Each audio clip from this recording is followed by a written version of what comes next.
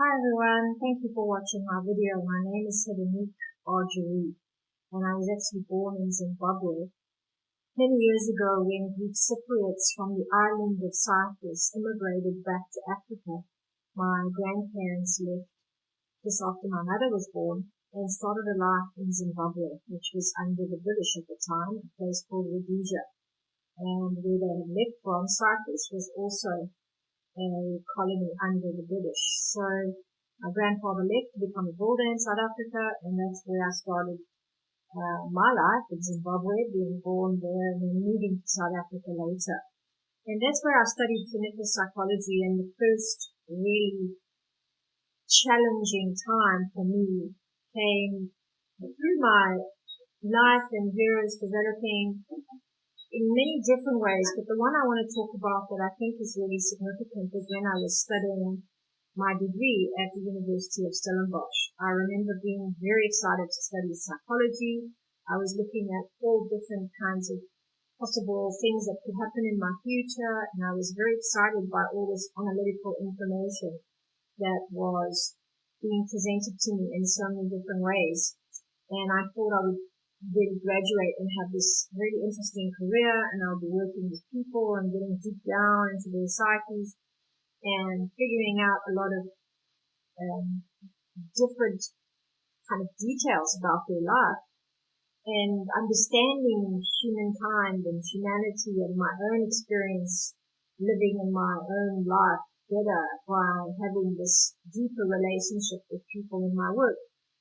And it was very rewarding to be a student at that time in South Africa, because I remember it was really during the paradigm shift, what I call a paradigm shift politically in the country at the time. There was a change of government, literally from white to black and from right to left. There was a very big change in the whole political governance of South Africa, and that was part of the content that we would be studying at university at the time. So it was very clear that there were many different groups inside the community. There were many different tribes, different cultural groups, and I was brought up, learned to live in a very diverse community.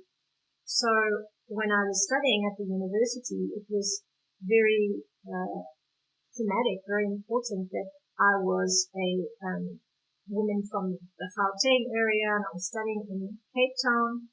There were different locations over there, and I had in my class one of the first African psychologists, clinical psychologists, that was taken to study at that university, which was considered very right-wing, very conservative, very much connected to the Dutch.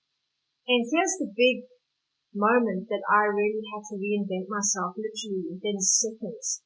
It was really when it was the end of my studies. This was in year number 6. All of us that were studying clinical psychology, and we were going to be addressed by the director of the master's position about our future. And I remember that conversation so clearly. He told us that we all sat in this room waiting for this very special message he was going to inform us about. And we needed to start to get the world out there doesn't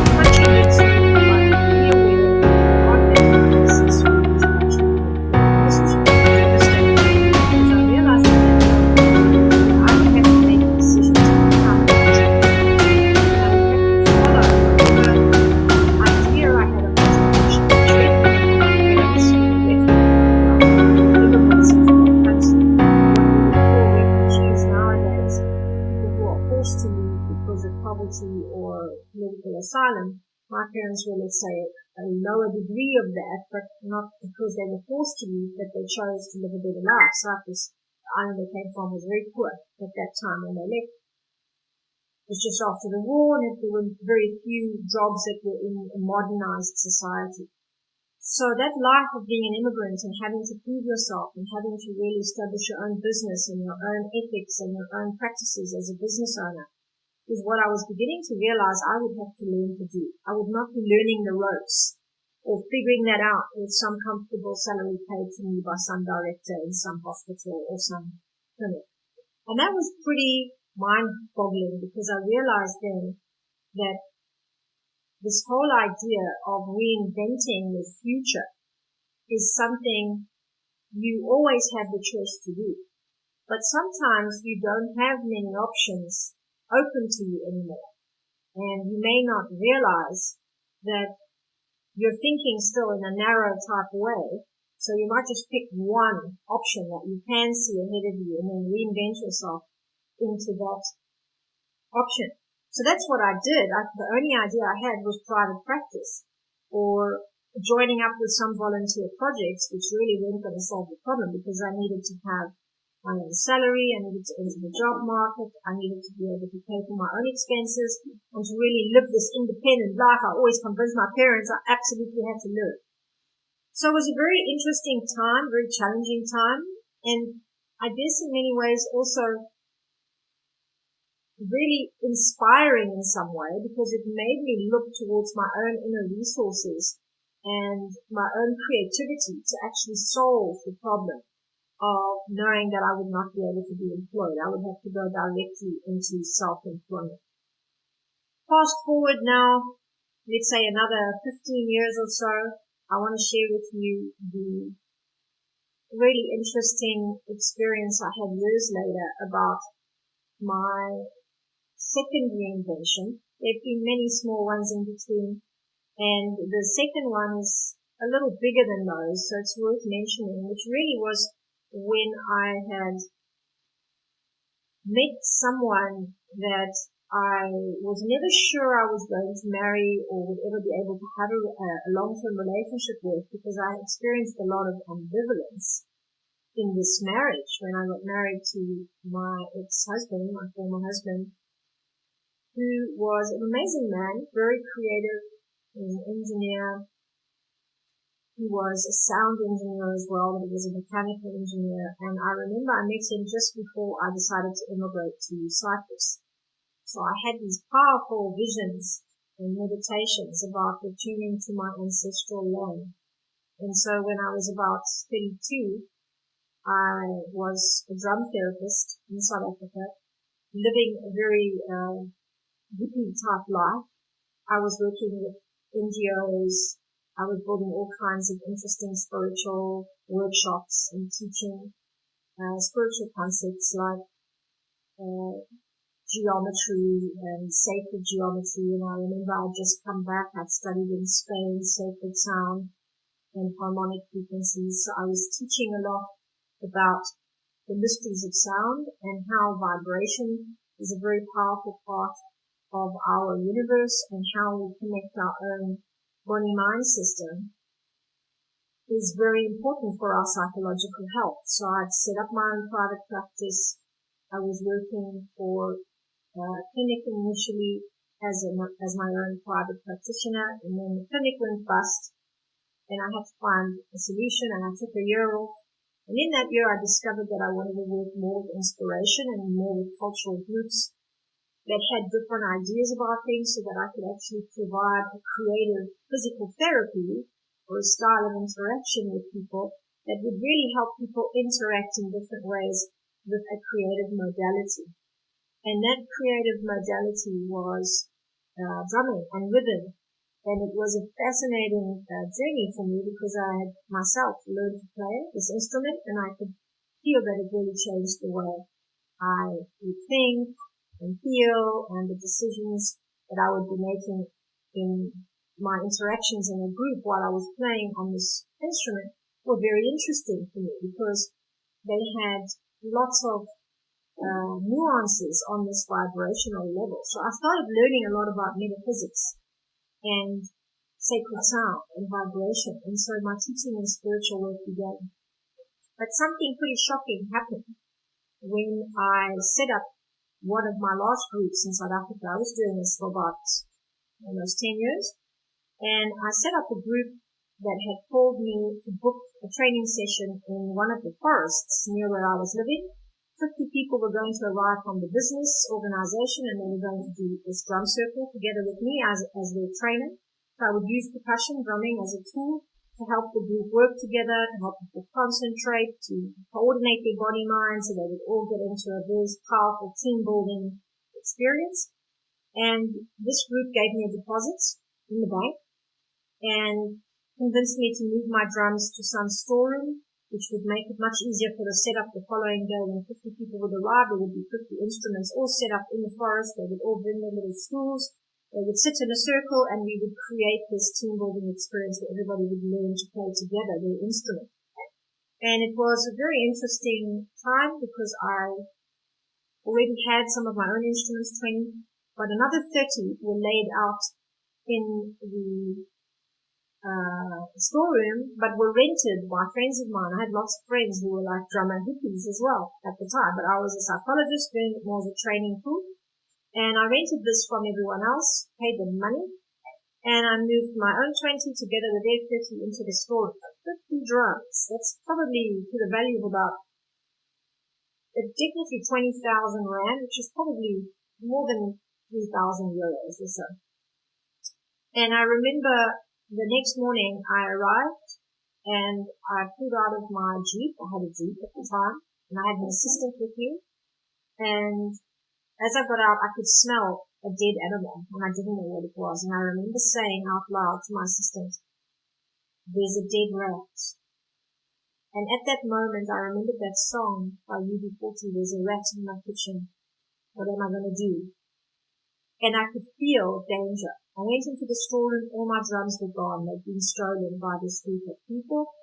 The money that they put in my account miraculously disappeared. Their telephone number didn't work. I went to the police station. There was nothing they could do for me.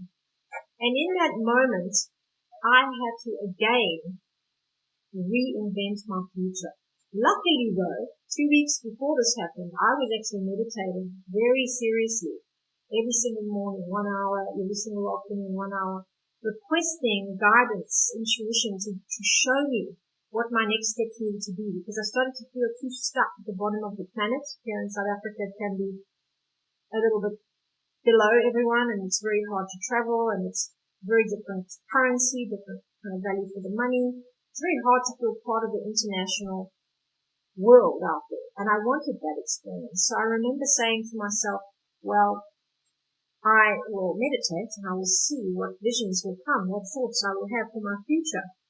And in fact, the minute I realized my drums were gone, I went to the police station, and I remember having a flash thought of, what if this is part of what's going to help you feel liberated to go and do whatever you need to do? And after that thought, I started to feel that adversity is the beginning of creation. So a struggle or a challenge or a loss or something that forces you to change, that you don't change yourself, is an inevitable force to help you to look at things in a new way, a different way. And they might be tainted in the beginning, but they really are an interesting opportunity to have to reinvent yourself. And I remember going and sitting on a mountain because I was on my way to visit some friends a few days later up in the mountains in Cape Town. I told you I lived a hippie life. I used to go and hang out with nature all the time. It's such a beautiful experience. I'll never forget that. If you ever get to Cape Town, go. So I went to visit some friends of mine, and I remember sitting in the middle of the forest. We went on a walk, and I had a little moment to tune in, calm down. I was reflecting on what had just happened to me, and I saw a vision of where I would be in Cyprus many years later. And I would be having lots of opportunities to teach my sound in my spiritual work in Cyprus, using drumming and percussion and different kinds of tools. I would teach about energy, vibration, your mind, your body, how these things stay in sync. And that vision gave me such power and strength to realize that letting go of the drums and blessing the people who stole them, blessing the drums. May they go to beautiful children who have never ever seen a drum before. And may this be the beginning of a great piece of freedom in my own life. May I be allowed to step into a new contract with the universe. All these very powerful kind of insights started to arrive, and I started to see my future reinvented overseas, in Cyprus, connecting with my ancestors, finding out more about that beautiful land. And I remember it was instrumental for me to actually have my last concert with some friends as a thank you concert to South Africa and everything that I'd learned, because I knew quite clearly that I was going to be reinventing myself in my life overseas in the land where my parents were born, and I would begin to discover this big dream I'd always had to be connected to the world and to have the world be my home. And I was thanking South Africa for all the incredible wisdom and teachings and insights that I'd gathered, because I learned three powerful things in South Africa. The first one is to always honor your ancestors. It's part of African tradition that you bless and honor your ancestors. And that, in fact, led me to another ceremonial visit with a medicine woman, a Sangoma, they call it. And she was part of the Shangaan tribe, which synchronistically ended up being the same tribe that used to live in Zimbabwe, where I was originally born. And I didn't know that. When I went to visit her, and she read the bones, literally, and she saw that my bones were moving north. I was moving up to Cyprus from South Africa. And she told me to honor my grandfather who lived there, because I'd forgotten about his death. I had not been doing ceremonies about him. And if I wanted my path to be clear and joyous in Cyprus, I needed to honor him. And I remember going home telling my dad, and synchronistically my dad realized that yes, we hadn't actually celebrated his father passing on and give ceremony like we do in the Greek Orthodox Church. We do a special ceremony for that. So we found out synchronistically that his birthday and his death day were very close together in the month that I just arrived back, and we decided very quickly to do a ceremony before I left for Cyprus. And the second thing I learned from South Africa is that paradigms can shift, and they should shift, because they help us change the way we think about ourselves and the world, and we are always shifting for greater harmony. And then I learned through the political system of how there are so many powerful ways where we have to confront things that we thought were true, but actually are not true. So these are very powerful tools for reinvention. And the third thing I realized, or learned about very deeply living in South Africa, is that it's so important to work very hard and to believe really deeply in yourself, because that's what success is about. It's about being devoted and being confident in what you do. And I remember that came together in a very powerful speech that I was privy to hear firsthand, written by Marianne Williamson, but actually delivered by Madiba, recording Nelson Mandela, who is a very powerful liberation leader who had enormous messages of forgiveness and kindness and re-educating ourselves and each other through our own suffering, and also the real power of not playing small in life. He delivered this speech by Marianne Williamson that talked about how we are mostly more afraid of our light than our darkness. We're more afraid of what makes us great, the gifts we have to give to the world and making sure that they get out there. The success that we wish to have is something that intimidates us more than blending in, shrinking back, staying small, and actually not doing what we're here to do. And I thought that was one of the most powerful messages I've ever heard, and I always teach it now when I actually help women develop their visibility and their leadership ability to grow, scale their businesses, but really to make an impact with their unique message and their unique gift. And I remember that was so powerful because it all synchronized together. In Mandela's inauguration speech, when those paradigms shifted, it reminded me how important it is to stand in your power no matter what happens. And as I decided to leave South Africa, I was thanking South Africa in my concerts, in saying goodbye to everybody very consciously, because I had my drums stolen. I was woken up to the reality that I could turn something terribly difficult into something truly liberating and really powerful. And you know what happened from that? All these amazing friends of mine whose drums I rented, they offered to give me a discount on what I would be paying them, because another friend of the community offered to resell me drums at a very, very reduced price, so I could give them that kind of opportunity to buy their drums that I had lost or were stolen from me at a much more reduced rate.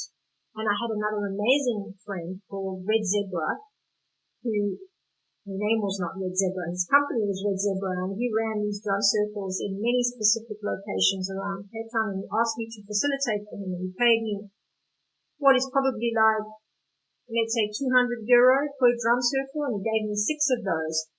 And he said, come, I want you to facilitate all of these drum circles for me.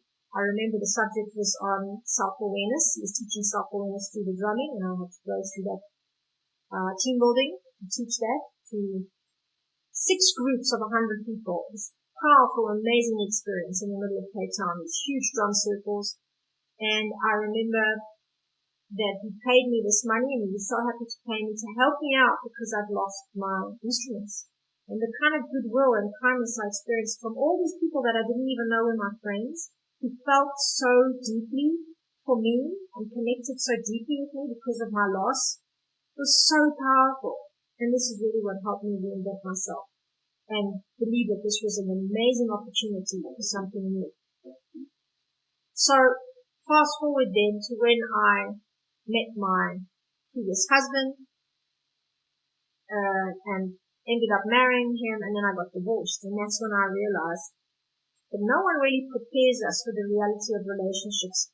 It's one of the hardest things to really accept and manage in life, is the true journey of compatibility between you and someone that you choose to partner with. And that's what catapulted me into a whole new reinvention after my divorce, where I studied the Enneagram, went very deep into personality neurosis and the blind spots that stop us from becoming all that we can be. And this reinvention was probably one of my most powerful, or so I thought, because I'm going to share with you one more bonus reinvented moment. After my divorce, I went into a lot of sadness, a lot of deep realization about how I needed to learn how to relate much better in relationships, and that I couldn't victimize anymore so much, and that there was so much tension and conflict between me and my ex-husband that it just wasn't an easy space for me at all, and that was very damaging to my ego, because I thought, I was fantastic about many things. But then I realized this is a real Achilles heel. This is a vulnerability that I have. So reinventing myself was really about trying to understand the depth of relationships and the depth of personalities, and why we need to find the right synergies and how we find the right synergies. And I discovered a lot of that through the Enneagram, and I'm so grateful because I got to study with Dr. Claudio Naranjo, the father of the Enneagram in Western world. And meeting him was one of the most synchronistic, amazing experiences, which I don't have time to share with you, but if you want to know, you can follow some of my work and you'll see more about that. I had really profound experiences working with theater and artistic methods and Gestalt therapy and meditation in his workshops to heal this part of myself that is in my neurotic character, just like you. Everybody has one. And a lot of those experiences were really mythical and powerful in that they helped you enact parts of yourself that you would get coaching on, you would get support to actually understand more deeply. And those were instrumental insights because they helped me understand my former husband, at the deeper level, where I would understand his neurosis, his blind spots, and why it was so difficult for him to also understand me. So I learned so much in reinventing myself at that time. But now I'm going to share with you my biggest reinvention yet. And it is when years later, after being really healthy, meditating all those years, I told you I was really spiritual, I told you I was teaching a lot of spiritual techniques, I discovered, totally by chance, that I had a lump in my breast. And this was in 2016. I woke up one morning with my hand pointed exactly towards it. And I remember thinking that's really strange because that's never been there before. And I remember feeling around and realizing that I may have had a tumor. I soon discovered I had breast cancer, stage 2, and I was the last person in the world anybody thought would ever get sick because I was so high energy, I was so focused on integrative holistic health, and I was a vegetarian. And this was for me the biggest shock of my life because my sister had just been sick, but later I realized I was too, and that I had completely misjudged the future I thought I would have. And so now, 2 years later, having recovered from all of that, I share with you that I've chosen to do it the natural way. And it's been challenging at times, and it's also been really empowering at other times. But I was forced to start to live in a world beyond projections. And what that means is I started to really let go of a lot of ideas we have about life, a lot of uncertainty, and a lot of what is unknown have become friends for me. And that's why I feel so inspired to serve women at the moment who want to step up into greater positions of leadership and who are able to help kiss others over the edge when they feel uncertain, when they are in an unknown time. And many, many people in the world nowadays are faced with so much of this uncertainty, so much that is unknown. So we need more female leaders. And I now dedicate myself towards that to women of truth. I have about 7, 8 interns, young women who are focused on global challenges, working in human rights, sustainable development goals. And I mentor them for free. And then I run also an inner circle, which has so much to do with life-work balance, peak performance for women, brain optimization, how to actually develop your leadership capacity, your personality, understand your blind spots, everything that I learned through my reinventions I'm teaching. And also how to develop your visibility and publicity, how to really be able to be seen, to be heard for your true gifts and your true nature, and how to step into your real power. These have become my main goals nowadays, to help more women raise up and elevate their destiny. And I realized that if I didn't go through every single one of these reinventions, saying this to you now, this would have been a very, very hard thing to do. But now I feel like it's my calling, my destiny, and my reason for being. I never had children, and because of my recent illness now, the chance to have children has totally left. And I've had to reconcile that and make peace with that and accept the world without the projections that come with family, children, all the things that you get to experience through all of that. And to build a life with acceptance, humility, and life that can help you make peace with all the challenges, all the adversity, all the moments that look like breakdowns, but moments that ultimately become breakthroughs, incredible opportunities to reinvent yourself and become the best version of yourself. I'm so grateful that you've listened in on this and that you've helped me share this story in such a beautiful way. And I hope to share in your stories and hear about your experiences, and together maybe to walk some of this journey in peace and appreciation for every single thing that we have to experience in life. Thank you so much for watching. Bye-bye.